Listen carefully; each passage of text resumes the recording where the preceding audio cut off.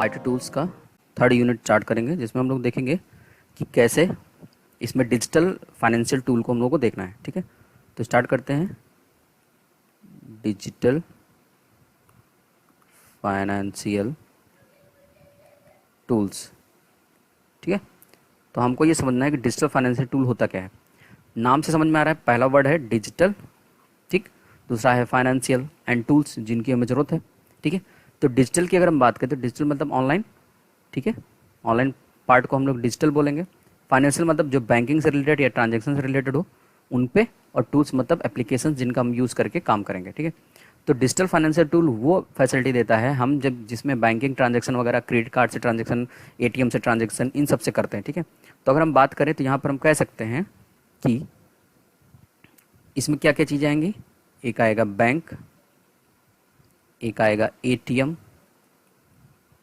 ठीक है, एक आएगा डेबिट कार्ड, ठीक है, एक आएगा क्रेडिट कार्ड, ठीक है, कार्ड। ठीक, इसके बाद अगर हम बात करें बैंकिंग में तो हम लोग कहेंगे कि बैंक में भी क्या है। ठीक है, बैंक में भी मतलब बैंक में भी हम लोग सेविंग, ठीक है, एंड कॉर्पोरेशन के लिए, ठीक है, सेविंग अकाउंट, क्रेडिट अकाउंट जो है चेक करेंगे। फिर एटीएम में भी आएंगे, तो एटीएम में अगर आपको ट्रांजेक्शन अगर याद हो तो आप लोग क्या करते हैं, एटीएम में जब भी आप ट्रांजेक्शन करते हैं तो यहाँ पर एक आता है ओटीपी। क्या आता है? ओटीपी। ओटीपी का full form one time password. ठीक है, डेबिट कार्ड में भी ऐसे ही जब हम करते हैं तो यहाँ पर भी ओटीपी आता है, one time password. Credit card में भी हम जब यूज़ करते हैं तब भी यहाँ पर भी ज़रूरत हमें पड़ती है ओटीपी की। ठीक है, यानी जितने भी कार्ड्स या फाइनेंशियल डिजिटल टूल्स हैं इन सभी में हमें ज़रूरत पड़ती है किसकी? ओटीपी वगैरह की, यानी वन टाइम पासवर्ड। तो हम लोग वन टाइम पासवर्ड भी पढ़ेंगे कि क्या होता है, वन टाइम पासवर्ड का यूज़ क्या है, बेनिफिट्स क्या है, और इसको हम लोग देखेंगे। फिर इसके साथ साथ आप लोगों ने देखा होगा कई जगह पर एक आता है क्यूआर कोड। ठीक है, तो क्यूआर कोड मतलब क्या होता है? Quick response code. आप लोगों ने देखा होगा बार कोड की तरह वो होता है, बार कोड जैसा होता है तो वो लाइन लाइन होता है। इसमें क्या होगा? QR code, quick response code होता है। इसका भी हम लोग यूज़ करके देखेंगे। ठीक है, तो आज हम लोगों को ये पूरा देखना है कि डिजिटल फाइनेंशियल टूल्स में क्या क्या चीज़ें होती हैं, और फिर बैंकिंग से रिलेटेड उसमें क्या क्या काम होगा, फिर एटीएम में कैसे यूज़ होगा, डेबिट कार्ड में, क्रेडिट कार्ड में, फिर ओटीपी एंड क्रेडिट कार्ड की बात करते हैं। ठीक है, तो सबसे पहले यहाँ से समझते जाते हैं। ठीक है, क्लियर? अब देखिए, अगर हम आपको समझाएं तो आप कहेंगे कि फाइनेंशियल टूल क्या है, कॉन्सेप्ट है। ठीक है, अब एक एक करके अगर इसको समझना है तो मैं कहूँगा कि आई थिंक आपको ये बात समझ में आ रही होगी कि डिजिटल फाइनेंशियल टूल हैं क्या। ठीक है, जैसे आपको क्रेडिट कार्ड, बैंकिंग, एटीएम, ठीक है, इन सब का यूज़ हमें करना है। क्लियर है? तो चलिए इसको हम लोग स्टार्ट करते हैं। आज के सेशन में हम लोगों को यही देखना है कि काम कैसे करता है। ठीक है, तो आइए ज़रा स्टार्ट करते हैं पॉइंट से। यूनिट थर्ड को, थर्ड में आपने देखा कि digital financial tools and applications में बात कर रहा है। ठीक है, तो चलिए स्टार्ट करते हैं। डिजिटल फाइनेंशियल टूल, ठीक है, digital financial tool includes a several range of financial services accessed and delivered through digital channels including payment, credit, saving, insurance। ठीक है, अब यहाँ पर इंश्योरेंस वगैरह भी आ जाएगा, डिजिटल पैनल्स भी आ जाएंगे। ठीक है, तो जैसा कि मैंने अभी थोड़ी देर पहले बताया था कि कैसे हम लोग सर्विसेज को यूज़ करेंगे डिजिटल फाइनेंशियल टूल में, मतलब डिजिटली अगर कोई भी ट्रांजेक्शन करना है तो उसको कैसे यूज़ करेंगे ये हम लोग यहाँ पर देखेंगे। तो इसमें एटीएम, ठीक है, POS, point of sale terminals etcetera भी आते हैं, मोबाइल फ़ोन्स भी आते हैं, बैंकिंग वगैरह में भी आएंगे। ठीक है, अब अगर इसकी बात करें तो इसके जो फाइनेंशियल इंस्टीट्यूशंस हैं, मतलब जिनमें फाइनेंशियल इंस्टीट्यूशन काम करता है वो कौन है? एक है, ये है हमारा central bank, retail and commercial bank. ठीक है, सेंट्रल बैंक, क्लियर? ये हमारा, चलिए इसको देखते हैं हम लोग।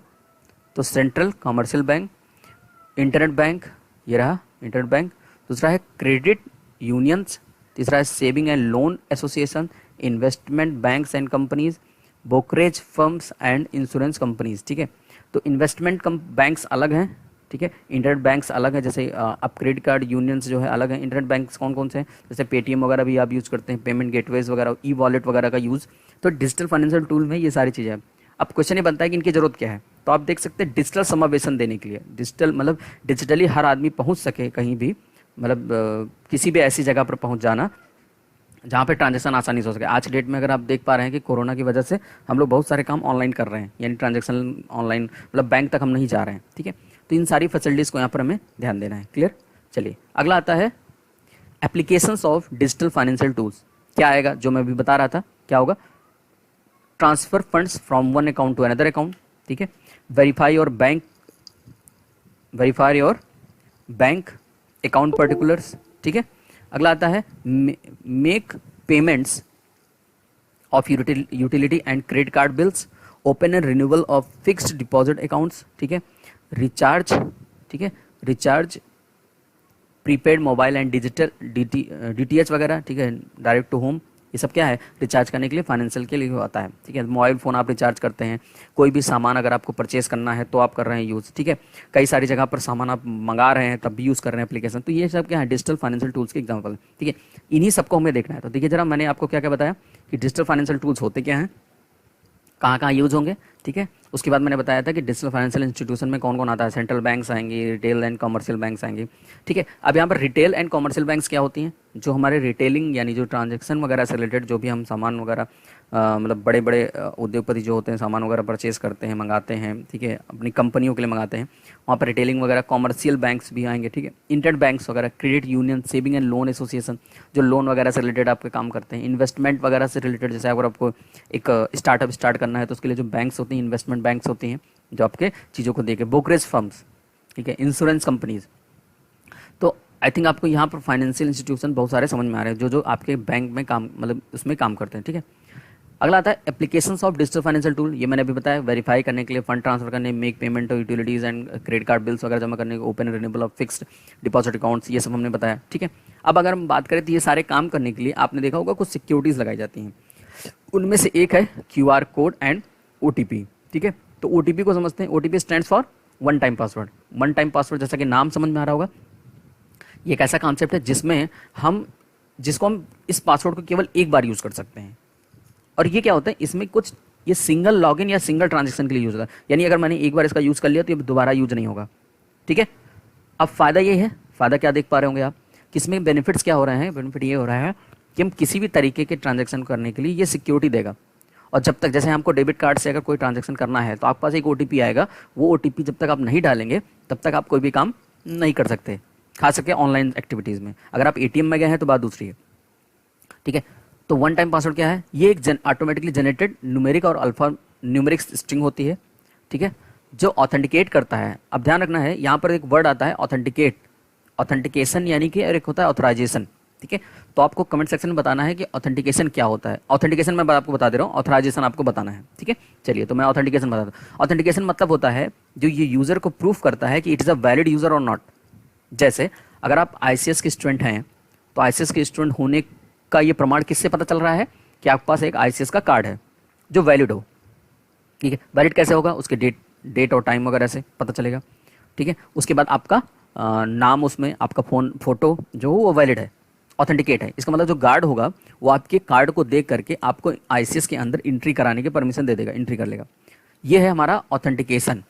अब ऑथराइजेशन क्या है ये आपको कमेंट सेक्शन में बताना है। दोनों वर्ड्स कॉमनली मैच किए जाते हैं और लगभग यूज होते हैं। तो OTP is use to authenticate the user for the transaction and log in session, ठीक है। One time password is more secure than a static password. क्यों? स्टैटिक पासवर्ड मतलब कि अगर आप कोई पासवर्ड बनाओगे, जैसे आप लोग मान लीजिए कोई पासवर्ड बनाते हो, सपोज आपने पासवर्ड बताया कि मेरा यूज़र का नाम था अमित, मान लो, तो उसने बताया अमित.ICS मान लो उसने बनाया, ठीक है, या अमित 1234 मान लो उसने अकाउंट ईमेल आईडी पासवर्ड बनाया। ये क्या है, सिक्योर नहीं है। क्यों? क्योंकि ये हमेशा रहेगा। लेकिन OTP जो होता है रैंडमली जनरेट होता है और हर बार क्या ऑटोमेटिकली जनरेट होकर के नया नया आता है, ठीक है। तो इसलिए ये हमारे लिए बेनिफिट होगा, स्पेशली जब यूज़र क्या करता है, पासवर्ड बनाता है तो विच कैन बी बीक और रीयूज्ड अक्रॉस मल्टीपल अकाउंट्स। कई बार क्या होता है एक ही पासवर्ड आप क्या करते हैं मल्टीपल अकाउंट्स में बनाते हैं। तो OTP हमारे लिए बेस्ट होगा कि आप एक बार के लिए यूज़ करने के लिए पासवर्ड जनरेट हो, उसका यूज हो और काम हो जाए। अब क्वेश्चन ये बनता है कि यूज़ कैसे होता होगा, ठीक है, ठीक है। तो ये काम कैसे करता है ये भी मैं आपको समझा देता हूँ, उसके बाद एडवर्टाइज पढ़ते हैं, ठीक है। काम ये करता है कि जैसे ही अगर आपको किसी बैंक से ट्रांजैक्शन करना, मान लीजिए सपोज करिए आप PNB से ट्रांजैक्शन करना चाह रहे हैं, पंजाब नेशनल बैंक से, तो अगर आपका अकाउंट है तो एक OTP जनरेट हुआ, जैसे मान लीजिए एक OTP जनरेट हुआ 45973, ठीक है, 936 मान लो, ऐसा OTP का जनरेट हुआ नंबर के फॉर्म में। अब ये OTP जनरेट होते ही बैंक क्या करेगा, PNB अपने पास इस OTP को रख लेगा और एक वही OTP आपके पास भेज देगा। अगर आपने वहाँ से OTP वही डाला एक फिक्स टाइम के अंदर, ठीक है। तो क्या करेगा, वो पहले चेक करेगा कि जो मैंने OTP जनरेट कराया था क्या वही OTP वहाँ से यूज़र की तरफ से आया है। अगर आया है, सेम है, मैच कर रहा है, तो इसका मतलब आपका ट्रांजेक्शन होगा, और अगर नहीं हुआ है तो आपको ट्रांजेक्शन रोक देगा। ये किस पे होता है, आपके जो ऑथराइज्ड फ़ोन नंबर होते हैं उस पर होता है। ठीक है। अब आइए जरा OTP एडवांटेजेस क्या होते हैं। It's safe from reply attack. Reply attack क्या होता है, रिप्लाई अटैक का मतलब होता है जिसमें अगर ये किसी दूसरे पर्सन के पास पहुंच जाएगा तो वो पहले क्या करेगा, उस कोड को डाल करके क्या करेगा, अपना ट्रांजेक्शन कर सकता है। तो इससे बचने के लिए रिप्लाई अटैक दोबारा यूज नहीं हो सकता, क्योंकि एक बार यूज हो गया तो रिप्लाई आप करते रहिए, उसको कोई इफेक्ट नहीं पड़ने वाला। Allow you to keep your email safe. Email वगैरह भी आपको सेव करने के लिए it convenient to use, convenient भी है। अगर आप पासवर्ड बनाते हैं तो आपको याद करके वही बार बार यूज़ करते हैं, और आपको क्या पीछे कोई पर्सन है जो थर्ड पर्सन होगा क्या करेगा, उसका मिसयूज करते हैं। जैसे यहाँ पर इमेज में आप देख पा रहे होंगे कि इमेज में आप यहाँ पर देखिए एक OTP आया है, सिक्योरिटी कोड। इस OTP कोड को जो यूज़र के पास जिसके मोबाइल नंबर पे आया होगा उसको वो टाइप करेगा, तभी वो काम कर पाएगा। तो आई होप यहाँ तक आपकी बात समझ में आई होगी। अगला आता है QR कोड। अब बात ये आ रही है कि जब OTP इतना अच्छा काम कर रहा था तो QR कोड क्यों आया। इसका नाम ही समझ में आ जाएगा, आपको समझ में आएगा। Quick response code, quickly response करता है। कैसे, OTP में क्या है कि आपको टाइप करना पड़ता है, देख करके आपको देखना पड़ता है, और आप बड़े, क्योंकि कुछ रैंडम नंबर होते हैं जो तुरंत ही देख करके आप नहीं, ऐसा कुछ नहीं होगा कि 1 2 3 4 5 6 नंबर आ जाए। ठीक है, हमेशा क्या होगा, OTP डिफरेंट आता है, जैसे 5 9 7 2, और उसमें अल्फ़ाबेट्स भी आ गए। ठीक है, तो थोड़ा सा टफ होता है, यानी आपको लिखना पड़ता है। क्विक रिस्पॉन्स कोड क्या कहता है, जैसे आपके सामने यहाँ पर एक इमेज है, आप देख पा रहे होंगे, ये क्विक रिस्पॉन्स कोड है, ऐसा आपने देखा भी होगा। एक रैंडम जनरेट होता है जो इमेज के फॉर्म में होती है। ठीक है, ये एक मैट्रिक्स फॉर्मेट होता है, बार कोड होता है। ठीक है, जो जिसको हम डायरेक्टली स्कैन करके क्या कर सकते हैं, यूज कर सकते हैं। यानी कि हमारे कैमरे से स्कैन होगा और खट से उसकी जो इन्फॉर्मेशन है इसके अंदर स्टोर है। और इसमें कौन कौन सी इन्फॉर्मेशन स्टोर है, ये मैंने आपको इमेज में यहाँ पर दिखाया है।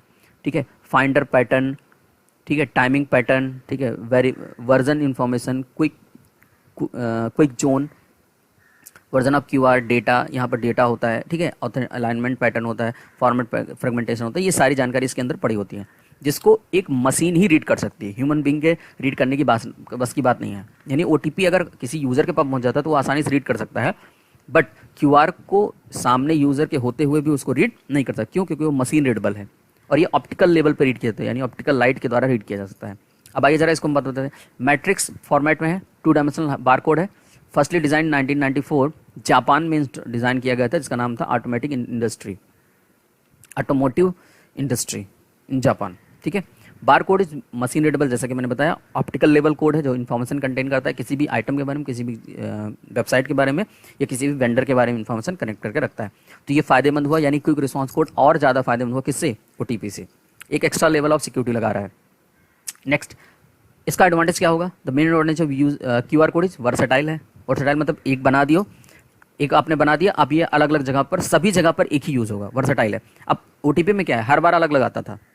QR कोड एक बार जनरेट हो गया, अब इसका यूज़ हर बार कहीं भी कोई पर्सन कर सकता है। जैसे आप लोगों ने अगर पेमेंट किया हो पेटीएम का, तो पेटीएम QR कोड करके क्या किया, स्कैन करके आपने पेमेंट किया होगा, तो वहाँ पर भी यही होता है, एक पर्सन का एक QR कोड जनरेट हो जाता है। QR code can be use for anything and everything, anything and everything, किसी भी चीज़ के लिए यूज़ है। It is also beneficial for both customer and businessman. जो बिजनेसमैन होते हैं, कस्टमर होते हैं, उनके सबके लिए क्या होता है, बेनिफिट होता है। तो आई थिंक आपको यहाँ तक की बात समझ में आई होगी। अगर आपके मन में कोई डाउट्स हैं तो आप कमेंट सेक्शन में जरूर पूछें, और अब मैंने जो आपको क्वेश्चन पूछा है कि व्हाट इज़ ऑथराइजेशन, आपको ये कमेंट सेक्शन में बताना है। ठीक है, थैंक्स फॉर वॉचिंग।